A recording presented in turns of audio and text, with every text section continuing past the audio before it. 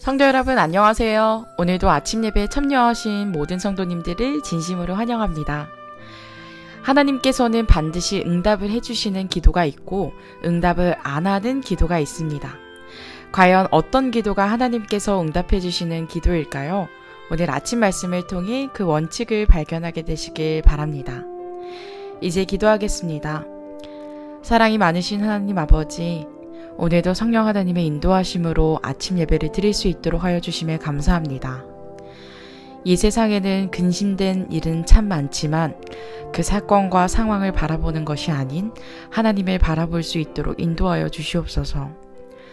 주님의 역사하심이 사건과 상황을 뒤집고 선한 결과를 낳을 거라고 믿습니다. 오늘 제 삶에 일어나는 선악의 대쟁투 가운데 승리로 가고 싶습니다. 간절한 저희들의 소원을 주님께서 아시나니 저희 삶에 개입하여 주시옵소서. 오늘도 주님의 귀한 말씀을 들으려 합니다. 말씀을 대언하시는 목사님께 함께하여 주시고 듣는 저희들에게 진리의 말씀을 전달할 수 있도록 성령 하나님 역사하여 주시옵소서. 이 예배를 시작부터 마칠 때까지 인도하여 주실 예수님의 이름으로 기도합니다. 아멘. 오늘 저희가 함께 묵상할 제목은 겸손하고 끈기 있는 기도입니다. 이제 목사님께서 권면의 말씀을 전해주시겠습니다. 안녕하십니까? 오늘 말씀의 제목은 겸손하고 끈기 있는 기도입니다. 기도에는 세 가지 요소가 있습니다. 첫 번째는 하나님의 뜻대로 기도해야 합니다. 두 번째는 겸손한 마음으로 기도해야 됩니다. 하나님을 전적으로 의지하고 신뢰하고 나는 아무것도 아니라는 겸손이 있어야 됩니다. 세 번째는 끈기 있게 기도해야 되는 것입니다. 이 세 가지를 이해하는 것은 참 중요합니다. 이 기도는 단순한 문제가 아닙니다. 기도는 단순히 응답받고 안 받고의 문제가 아니라 기도하는 자의 신앙과 성품과 하나님을 의지하는 믿음에 깊이 연관이 되어 있습니다. 하나님께서는 기도를 통해서 우리를 성장시켜가고 기도를 통해서 하나님 자신을 보여주시기를 원하시는 것입니다. 그래서 이 기도에는 여러 가지 과학이 연결되어 있는 것입니다. 단순히 응답됐다 안 됐다로 나눠서 생각하면 기도에 대한 큰 오해를 갖게 될 것입니다. 본문 성경절 읽겠습니다. 야고보서 5장 17절 18절입니다. 엘리야는 우리와 성정이 같은 사람이로되. 자, 엘리야의 기도를 얘기하면서 엘리야는 우리와 같은 사람이다. 이 말씀은 참 우리에게 큰 용기를 주는 말씀이죠. 엘리야가 기도했을 때 응답됐는데 엘리야는 우리와 같은 사람이라는 것입니다. 엘리야는 우리와 성정이 같은 사람이로되 저가 비 오지 않기를 간절히 기도한즉 3년 6개월 동안에 비가 오지 아니하고 또 다시 기도한즉 하늘이 비를 주고 땅이 열매를 내었느니라. 자, 여기서 야고보가 무엇을 말하고 있습니까? 첫째는 엘리야가 우리와 같은 성정의 사람이었다고 말하고 있죠. 그런데 그가 비 오지 않기를 기도하니까 하나님께서 응답하고 또 비를 달라고 기도하니까 또 비를 내렸다는 것입니다. 이 말씀을 오해하면 마치 엘리야에게 큰 무슨 권능이 있어서 하나님께서 엘리야의 말을 따라서 순종한 것처럼 보일 수 있는데 그런 말씀이 전혀 아니죠. 엘리야는 자신의 생각대로 기도한 것이 아니라 하나님께서 엘리야에게 비를 주지 않겠다고 말씀해서 엘리야는 그 말을 아합에게 전한 것입니다. 그리고 그것을 위해서 기도한 것입니다. 하나님의 뜻이 먼저 있었고 엘리야는 그 뜻대로 기도했던 것입니다. 그리고 그 결과가 응답으로서 나타났다는 것을 말하는 것입니다. 엘리야의 경험을 통해 중요한 교훈이 우리에게 제시된다. 갈멜산에서 비가 오도록 기도하였을 때 그의 믿음은 시험을 받았으나 그는 끈기 있게 자신의 요구를 하나님께 알렸다. 자, 갈멜산에서 비가 오도록 기도하였을 때 그것도 하나님의 명령이었어요. 하나님의 말씀을 받고 엘리야가 그 말씀대로 기도한 것입니다. 자, 그런데 그렇다면 사람들이 기도는 참 쉽구나. 하나님의 뜻대로만 하면 되는구나. 그렇게 생각할 수 있죠. 그런데 이 상황에서 엘리야는 굉장히 쉬운 상황이 아니었습니다. 갈멜산에서 엘리야의 반대편에 이스라엘 전체가 있었습니다. 거짓 선지자들이 거기 다 있었어요. 엘리야는 혼자 있었던 것입니다. 그런 상황에서 한 국가 전체를 반대해서 기도드리는 것입니다. 여기에는 믿음이 필요한 것이죠. 갈멜산에 가라는 것도 하나님의 뜻이었습니다. 명령이었습니다. 갈멜산에 가라고 했을 때 엘리야의 마음이 얼마나 두려웠을까요? 온 국가가 자기를 반대해서 서 있는 그 산으로 지금 올라가는 것입니다. 그런데 엘리야는 믿음으로 하나님의 뜻대로 기도했습니다. 자, 그런데 문제는 그렇게 하나님의 뜻대로 기도했는데 아무런 응답이 없는 것처럼 보였다는 것입니다. 그래서 끈기가 필요했다고 지금 말씀하는 것입니다. 엘리야가 기도하는 동안은 종은 하늘을 지켜보고 있었다. 그는 6번이나 지켜보고 돌아와서 아무것도 없다고 말했다. 구름도 없고 비가 올 징조도 없다고 했다. 그러나 선지자는 낙담 가운데 포기하지 않았다. 자, 지금 엘리야 주변에 수백 명의 선지자들이 있죠? 지켜보고 있는 것입니다. 그런데 기도해도 변화가 없는 것입니다. 2번, 3번, 6번 기도해도 아무것도 없었습니다. 저 반대쪽에서는 조롱하면서 웃는 소리들이 들렸겠죠. 성도 여러분, 우리도 마찬가지입니다. 우리도 하나님의 뜻대로 기도할 때, 응답되지 않을 때 수십 년 동안 아니면 오랫동안 드렸던 우리의 기도가 조롱받을 수 있는 것입니다. 그럴 때라도 이것이 하나님의 뜻이 분명하다면 우리는 끈기를 갖고 기도해야 한다는 것입니다. 아무런 변화가 없는 것처럼 보여도 기도해야 된다는 것입니다. 자, 오늘 우리가 이 문제를 좀 깊이 살펴봐야 됩니다. 자, 6번이나 기도했는데 응답이 되지 않자 엘리야의 마음속에 어떻게 됐을까요? 엘리야는 계속해서 자신의 생애를 돌아보았다. 곧 자신이 어디서 하나님께 영광을 돌리는 일에 실패했는지를 살폈다. 자, 여기서 엘리야의 태도가 무엇인가요? 내 기도에는 문제가 없다는 것입니다. 왜냐하면 하나님의 뜻에 정확하게 서 있었기 때문에. 자신이 드리는 기도에 대한 확신이 있었어요. 그런데 기도의 응답이 안 된 것입니다. 그러면 문제가 무엇인가요? 그러면 기도드리는 나에게 문제가 있는 것이 아닌가 살펴봤다는 것입니다. 이것이 우리가 엘리야의 태도에 대해서 우리가 배워야 할 점입니다. 그는 계속해서 자신의 생애를 돌아보았다. 곧 자신이 어디서 하나님께 영광을 돌리는 일에 실패했는지를 살펴봤다. 자신의 마음을 살펴봤을 때 그는 하나님 앞에 자신이 점점 더 보잘것없는 것처럼 보였다. 자신은 아무것도 아니며 하나님께서 전부이신 것처럼 생각되었다. 성도 여러분, 이것이 바로 우리가 기도할 때 배우게 되는 신앙입니다. 응답이 없을 때 우리가 배우게 되는 신앙입니다. 자, 기도 응답이 없을 때 첫 번째 해야 될 일이 무엇인가요? 자신을 돌아보는 것입니다. 내 마음을 살피고 하나님 앞에 나는 아무것도 아니라는 것을 인정해야 되는 것입니다. 자, 계속해서 읽겠습니다. 그리하여 그가 자신의 유일한 능력과 의의 근원이신 구주께 매달리며 자아를 포기하는 지점에 이르렀을 때 응답이 이르러 왔다. 성도 여러분, 많은 경우에 응답은 아슬아슬하게 됩니다. 왜 그럴까요? 기도하자마자 응답이 되면 어떻게 될까요? 우리의 자아가 교만해지고 정신 차리지 못하게 될 것입니다. 금세 내가 기도하는 대로 응답해 주시면 어떻게 될까요? 내가 기도하면 하나님께서 움직이신다라고 착각하게 되죠. 그래서 엘리야도 7번이나 기도하게 된 것입니다.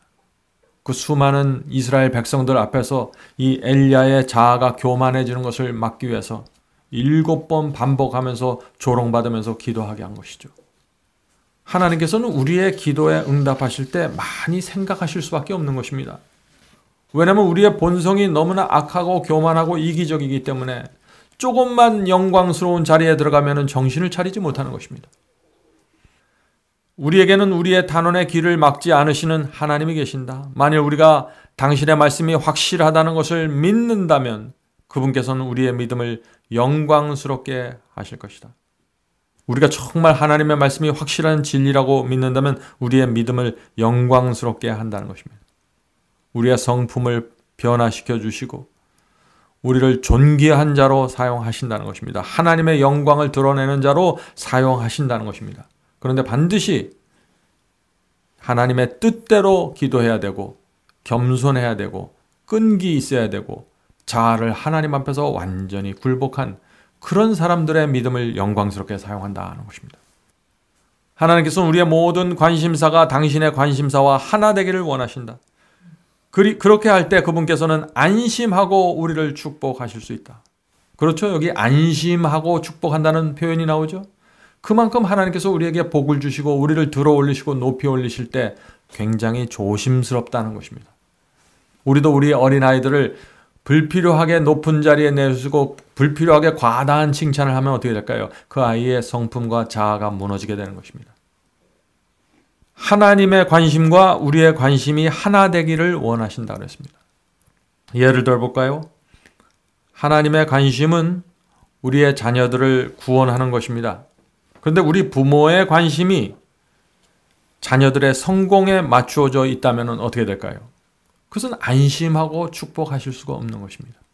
우리가 자녀들에 대해서 기도할 때 그것이 하나님께서 마음대로 응답하실 수 없는 것입니다. 왜냐하면 부모의 관심의 초점이 어디에 맞춰 있어요?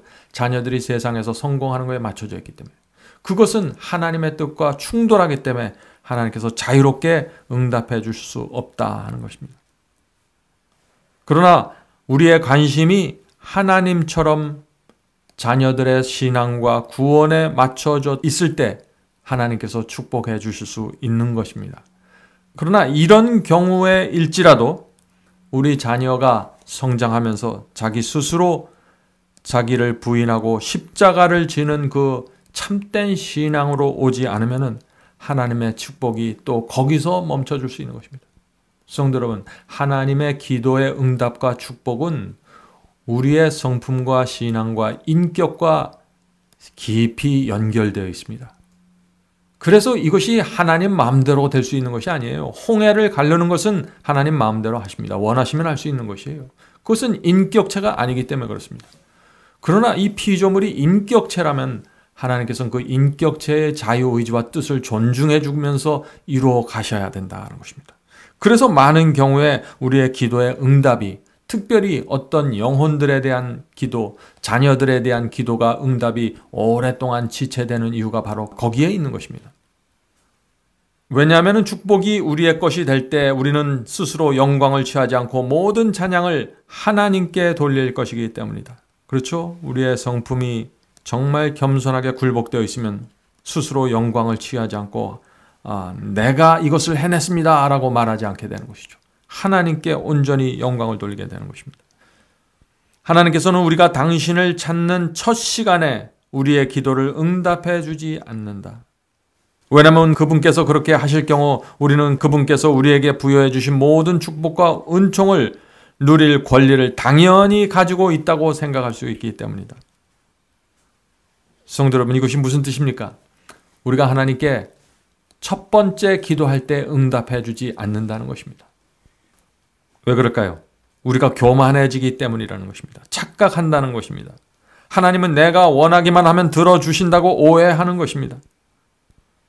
성도 여러분, 하나님께서 이 기도의 응답을 어떻게 하시는지를 잘 우리가 살펴보면은 내가 내 성품과 내 신앙이 이 기도의 응답에 있어서 결정적인 영향을 미칠 수 있다는 사실을 우리가 알게 되는 것입니다.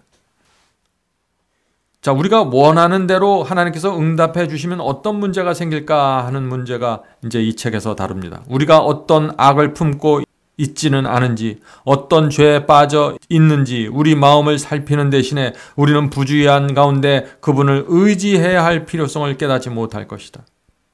기도가 쉽게 응답되면 내가 누군지를 모른다는 것입니다. 내 마음에 악을 품고 있어도 기도가 응답되고 내가 어떤 죄를 빠져 있는데도 기도가 응답돼 버리면은 이 기도는 우리의 마음과 심령과 전혀 상관없는 것이 되기 때문에 우리는 구원을 잃게 된다는 것입니다. 그래서 하나님께서는 우리의 기도를 응답하실 때 철저하게 우리의 마음의 청결함과 단순함과 믿음을 보면서 응답하실 수밖에 없다는 것입니다. 그렇지 않으면 우리가 완전히 오해하는 것입니다. 성도 여러분, 오늘날 기독교에 이 문제가 팽배해 있는 것입니다. 어떤 분들은 교회 나간 첫날에 방언의 은사를 받는다고 하죠. 어떤 사람들은 교회 나간 지 몇 개월이 되지 않아서 진리가 무엇인지도 몰랐는데 내가 기도하니까 귀신이 쫓아졌다고 말들을 합니다. 하나님의 뜻을 모르고 진리를 모르고 예언을 모르는데 은사가 막 터져 나오는 것입니다. 어떤 문제가 생겼나요? 교회가 완전히 혼돈 가운데 들어가게 된 것입니다. 하나님의 뜻은 사라지고 진리는 사라져 버렸습니다. 그저 내 뜻만 살아남은 것입니다. 내가 원하는 기도 드리면 응답해야 되는 것입니다. 인간의 오만함과 교만의 극으로 올라가는 것입니다. 기도에 대한 진리, 하나님의 뜻에 대한 진리가 무너질 때 이렇게 교회가 무너지는 것입니다. 엘리야는 자신이 영광을 취하지 않게 될 때 그런 상태에 이를 때까지 자신을 낮추었다. 자, 엘리야의 기도에 응답받는 중요한 비결이 여기 또 나오죠?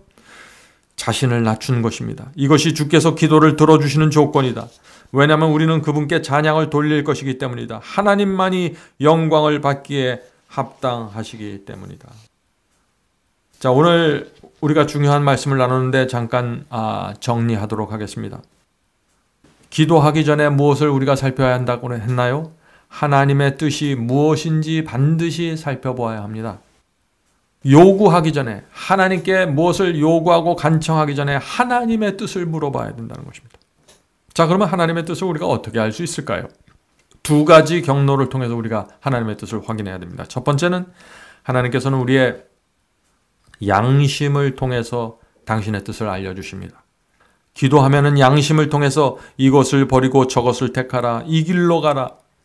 이것이 진리니까 좁은 길로 가라. 내 자신을 버리고 내가 잘못했다고 먼저 사과해라.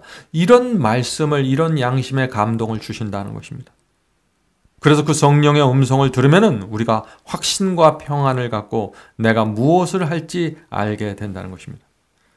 성도 여러분, 그래서 기도하는 사람은 하나님의 말씀으로, 성경 말씀으로 늘 양심을 씻어내야 하는 것입니다. 양심이 정결하지 않으면은 기도할 수가 없는 것입니다. 하나님의 뜻이 뭔지 모르는 것입니다. 하나님께서는 정결한 마음을 통해서 주의 뜻을 알려주십니다. 그래서 예수께서 마음이 청결한 자는 하나님을 볼 것이라고 한 것이죠. 자, 어떤 상황에서는 주의 뜻이 무엇인지 정확하게 모를 수가 있는 것입니다. 자, 그런 경우에는 우리가 어떻게 기도해야 될까요?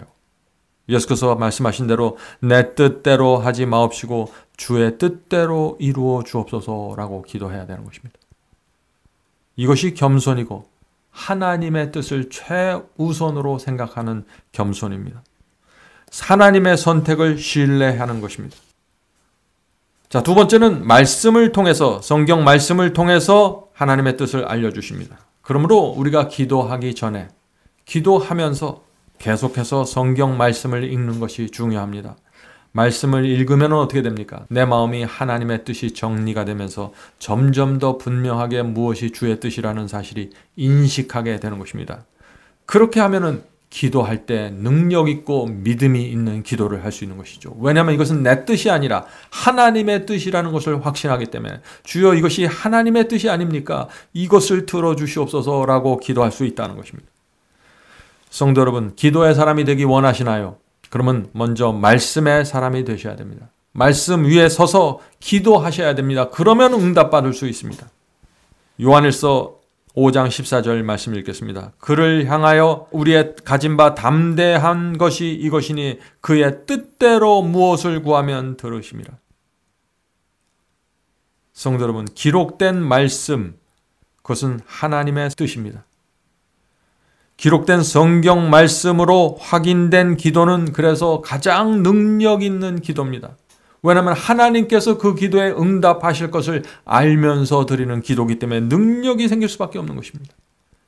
엘리야가 하나님의 말씀을 듣고 기도했을 때 그의 기도와 그의 음성은 능력이 있었던 것입니다. 우리도 마찬가지입니다. 하나님의 뜻을 기록된 문자에서 확인하면 우리는 하나님의 뜻을 받는 것입니다. 엘리야가 하나님의 음성을 듣고 하나님의 뜻을 확인했던 것처럼 우리는 성경 속에서 똑같은 믿음을 갖고 하나님의 뜻을 확인할 수 있는 것입니다. 바로 여기에 우리가 성경 말씀과 예언을 공부해야 하는 이유가 있는 것입니다. 진리가 무엇인지 모르면 아무리 열심히 땀을 흘리면서 기도해도 소용이 없습니다. 통성기도, 방언기도, 철야기도, 새벽기도 해도 하나님의 뜻에 상관없이 열심히를 내서 기도할 수 있는 것입니다. 엉뚱한 기도를 드리게 되는 것입니다. 그것이 지금 기독교에서 펼쳐져 있는 모습이죠. 성도 여러분, 하나님의 뜻을 알고 그것을 간절한 마음으로 기도하십시오. 끈기를 가지고 기도하십시오. 그것이 틀림없는 하나님의 뜻이라는 사실을 알기 때문에 거기서부터 끈기가 나오는 것입니다. 자, 오늘도 기도하는 생애를 살게 되기를 간절히 바랍니다. 자, 이제 기도하고 마치겠습니다. 하늘에 계신 아버지, 기도의 깊은 과학이 우리의 마음에 정리가 되고 이해가 될 수 있도록 도와주시옵소서. 하나님의 뜻이 기도를 통해서 어떻게 이루어지고 어떻게 응답되고 기도하는 자의 심령과 성품과 신앙이 어떻게 변화되는지 주께서 가르쳐 주시옵소서. 하늘에 계신 아버지, 기도하는 생애가 우리의 삶에 변화를 가져온다는 사실을 우리가 인정하고 경험할 수 있도록 도와주시옵소서. 하늘의 뜻이 땅에서 이루어지는 그 기도의 비밀을 알 수 있도록 저희의 마음을 열어주시옵소서. 오늘도 함께 기도하는 성도들에게 함께하여 주시고 성도들의 생애 속에 하나님의 뜻이 분명하게 세워지고 그 뜻대로 살아갈 수 있도록 도와주시옵소서. 예수님의 이름으로 간절하게 기도드립니다. 아멘.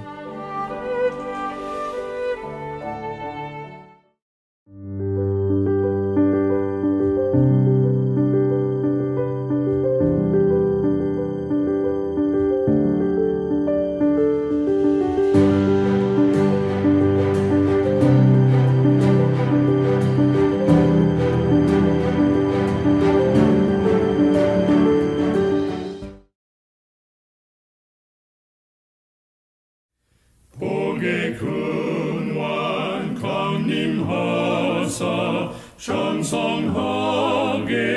합소서. 한량없이 자비하심 중량하길 없도다.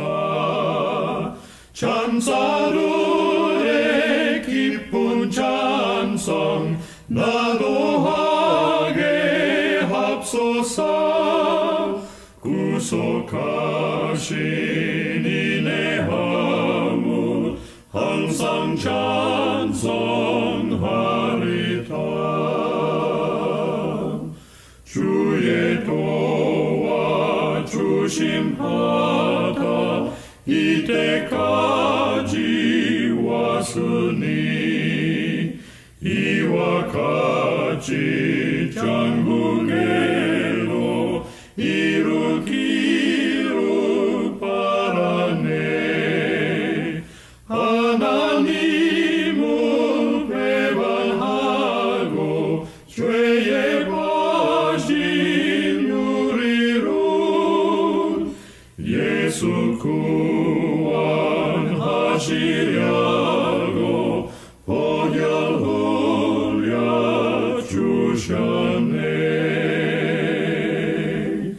주의 귀한 은혜 받아 일생 빚진 자 되네.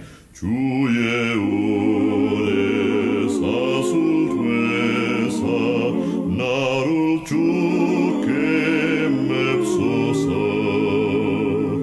우리 마음은 연약하여 범죄하기 쉬우니 하나님이 바르시고 장군인을